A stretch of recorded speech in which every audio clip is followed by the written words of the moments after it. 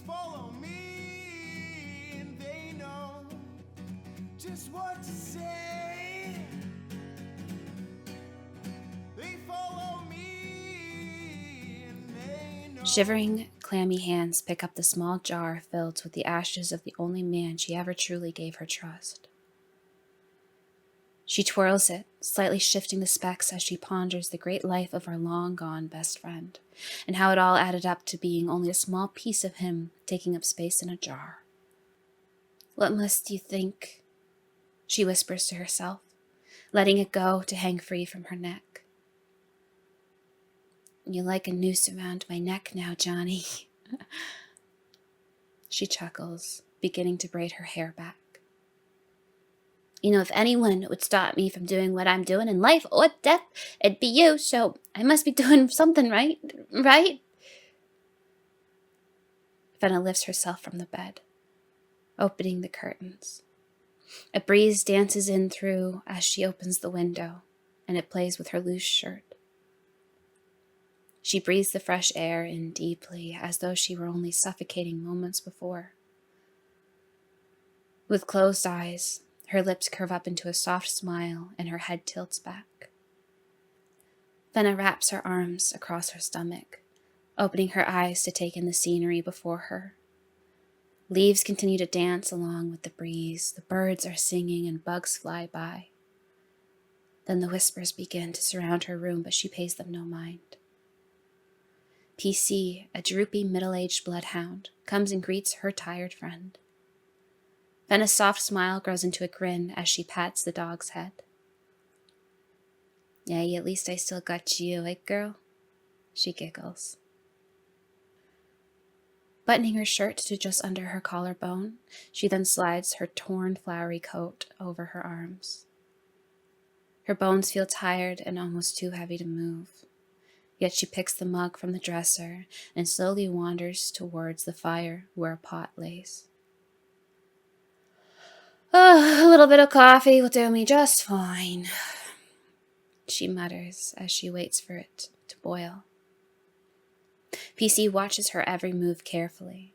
A dog who has seen her fair share of fighting, she has become extra protective of her human counterpart. Fenna rests down to one knee, lightly scratching at PC's cheek, and traces the scar that adorns it. "You and me, we got the shitty hand and lost everything. But I guess that's what happens when you gamble with games and life." Fenna stands to meet her own eyes staring back at her. Her room is only small: a bed, a fire, a dresser, a mirror. She wants to withdraw her sight from the reflection, but she can't help but trace her own scar as she did with PC's. Once a woman so concerned with how she looks, with how she is perceived. Now a woman who couldn't care less about such things. "I must have bled my vanity out," she mutters. "Back when this happened to my face." She drops her hand, looking to the bandage that covers over multiple scars gracing it. "To my hand. There's no returning to what I once was. So you and I must strive to find what it means to be perfectly imperfect."